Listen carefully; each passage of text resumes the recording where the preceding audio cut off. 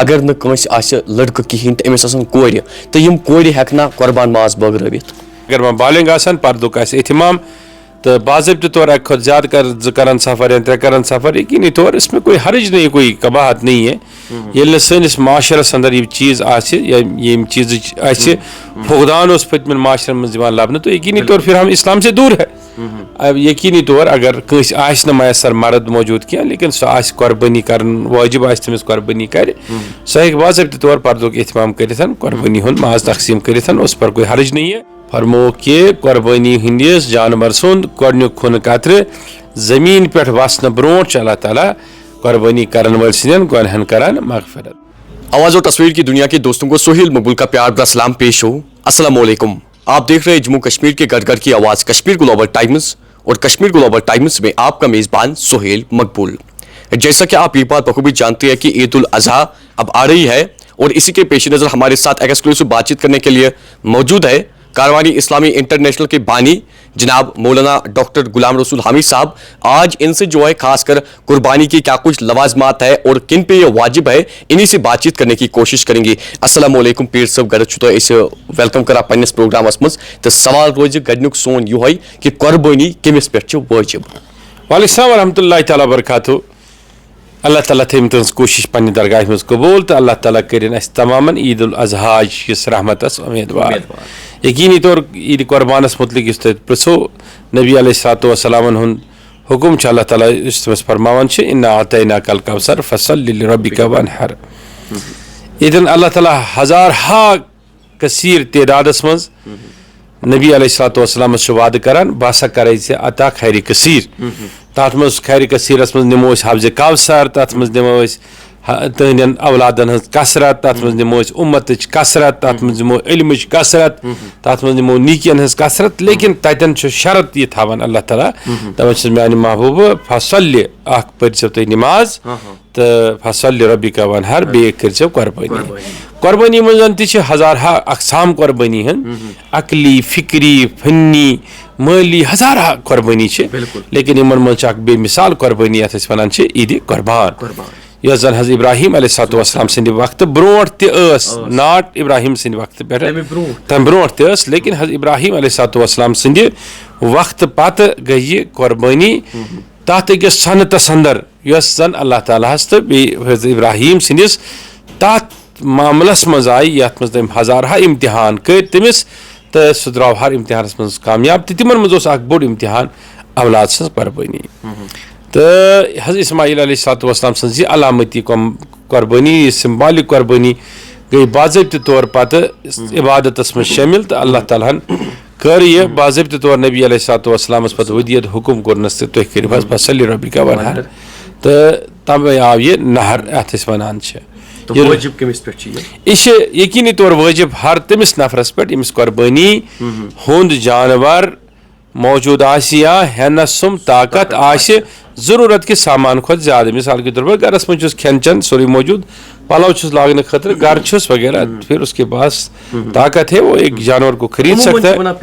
6000 रुपये गमिस मौजूद सोन तोल वो ज़कात का हुक्म है बस बाज लुक ज़कातस तो अत यमस पे हसा ज़कात दिन वाजिब यानी कि ज़कात साहिब निसाब बरान युस ज़कात दी बाज फुकाह किरामन नजदीक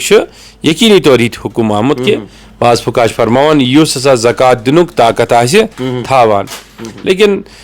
हदीसन मन साबित कि बाज सब तम ज़कात दिनुक ताकत थावान कि लेकिन खेन चनक मामला तमन घर रोजन खतर जरूरत सामान लेकिन उन्होंने कुर्बानी की और हुजूर अलैहिस्सलातु वस्सलाम ने उनकी कुर्बानी पर उनकी खुशी के पैगाम भी वापस दिए। तो लिहाजा बेहतर शामिक ये तरीका कि आपके पास सारी चीज़ें मैसर है और चे कुर्बानी हुन ताकत जानवर अन्नुकन चे कुर्बानी जानवर के अगर न कंस आसे लड़का कहीं तो अमिस आसन कोर तो यम कोर हेकना कुर्बान माज बगरवित यकीनी तौर अगर वह बालिंग आसन पर्दुक आसे एहतिमाम तो बाज़ाब्ते तौर एक खुद ज़्यादा कर करन सफ़र या त्रे करन सफ़र यकीनी तौर इसमें कोई हर्ज नहीं, कोई कबाहत नहीं है। ये सैनिस माशरस अंदर ये चीज़ आसे या ये चीज़ आसे फुकदान उस पतमिन माशर में दिवान लाभन तो यकीनी तौर फिर हम इस्लाम से दूर है। अब यकीनी तौर अगर कंस आस न मैसर मर्द मौजूद क्या लेकिन सह आस कुर्बानी कर वाजिब आस तमिस कुर्बानी कर सह हेक बाज़ाब्ते तौर पर्दुक एहतमाम करिथ कुर्बानी हुंद माज तकसीम करिथ उस पर कोई हर्ज नहीं है लेकिन इराद तमिस गछ न कह तसव्वुर आसन सह कह जन सह दप कि नहीं अब तो मैंने कुर्बानी बह कर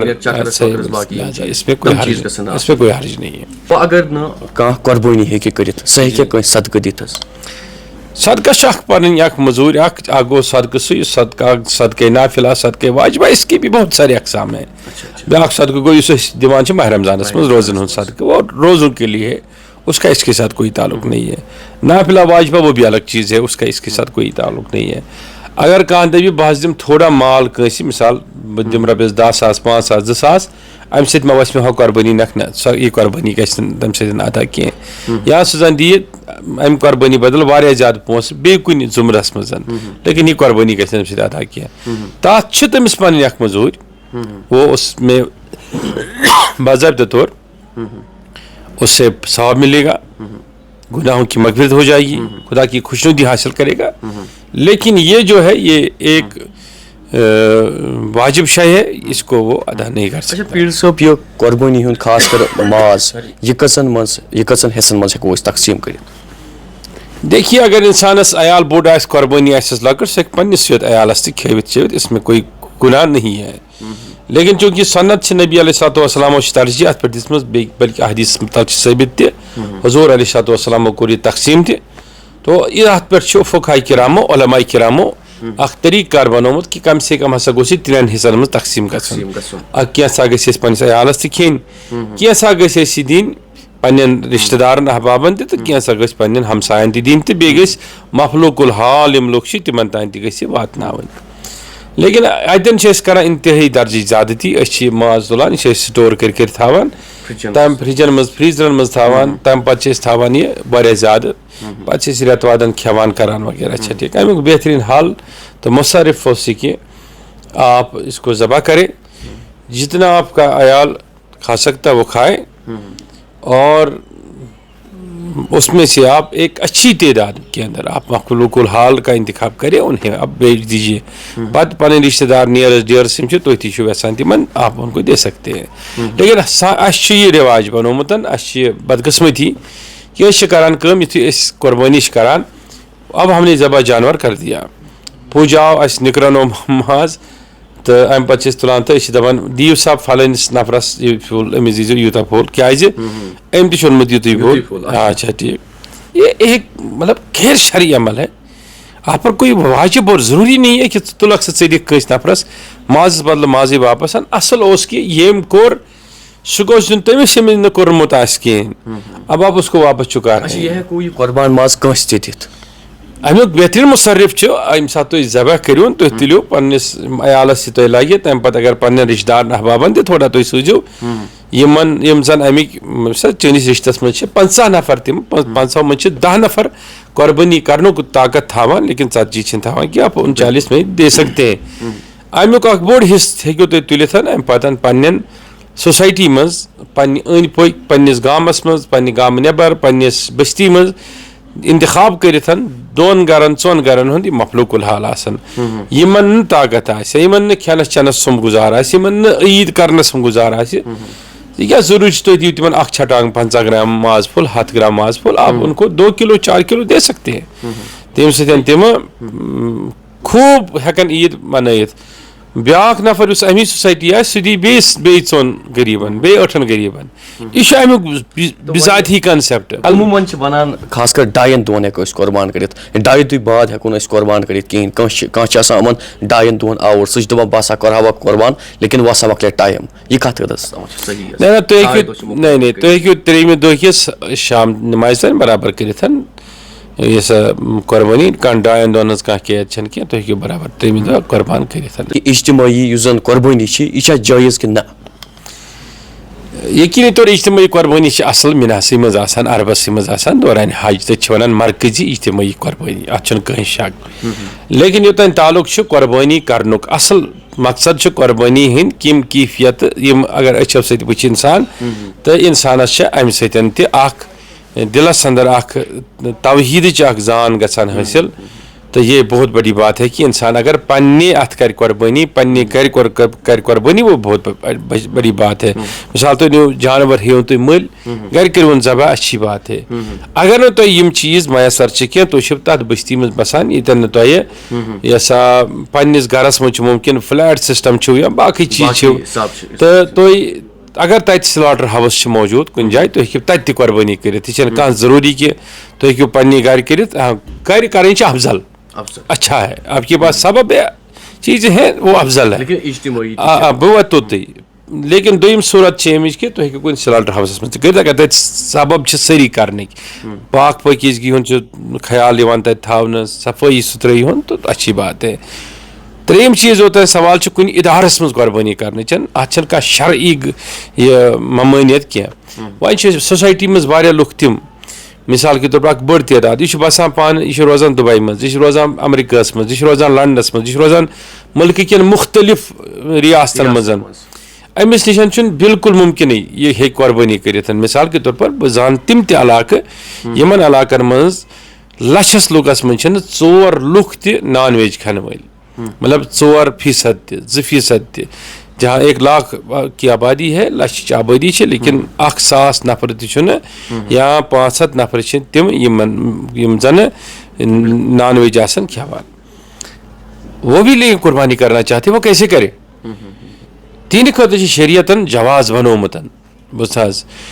जवाज बनोमुत कि तम हेकन कुन त वकील सिंद जरिए वकालत कुर्बानी कर तम हेकन कुन मुल्कस मज कर इवन दो पन्ने शहरस मज कर इवन दो कुन दीनी दर्जगस मज कर बिल्कुल अत ममानियत वगैरह कहें अगर कह नफर अत पे ममानियत वन वो गलत बोल रहा है उसकी कोई हकीकत नहीं है तो लेकिन वो कर सकते हैं। तो ईद पे क्या पज अस करुन तो सीधी सी बात है। अच्छा अख चीज़ पे मैं कुर्बानी हंदिस यथ मज याद कि तुम हेकियो पन्निस अजीज़स बोड़ माज फुल दित इसमें कोई गुनाह नहीं है लेकिन आप उसके आड़ में अपनी सोसाइटी में रहने वाले गरीब को महरूम नहीं कर सकते हैं। ठीक है याद मज सारे खुद बोड़ चीज़ इंसान याद था उनकी ईद यह अल्लाह ताला सद तरफ खुशी हज घड़ी है त्यौहार अत मज सन नौजवान बेतहाश करान बाइकन हुंद राइडिंग करान स्टंट करान पत यह बाइक सवार गाड़ी सवार तिमन चीज़न हुंद कानून फुटरावान बाकी चीज़ करान यम सतन नतीज शामस नारान यह तम हस्पतालन मज बेमार तो बेड़न पे तो नत वातान बाजन हज अल्लाह ताला बचन माइत पत घर तो सत मज पूर कोशिश कर सोसाइटी मज बोड़ तबकह यम खुशी मज ओतान गसान कि तिमन अम चीज़ ख्याल रोजान कि तिम पे ड्रग्स शिकार गसान मनशियात शराब शिकार गसान तो अस पज अत पे मुनज़्ज़म अख तरीक़ कार बनाउन हर मोहल्लस अंदर हर इलाकस मज हर शहरस चले रूरल अर्बन एरिया कह एरिया इन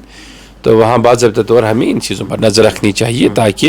सोसाइटी अंदर गि तुथ चीज़ गन कह सोसाइटी मज रोजान वलिस कस तकिस फर्दस चाहे मुसलमान या गैर मुस्लिम तमिस तकलीफ वात सोन पैगाम तमाम लुकन तान कि ईद मनो तुम खुशी सान पे वालदेन थो खुश पन्न लकटन दियो टाइम पन्न अहबाबन सत रूजो लेकिन सत ईद करो एंजॉय यीचा तुम पन्न खुशी पन्न टाठन सत दियो टाठन सत बगरो त्यूत कर अल्लाह ताला तुहंदिस नियामतस अंदर तो ईमानस अंदर इजाफ।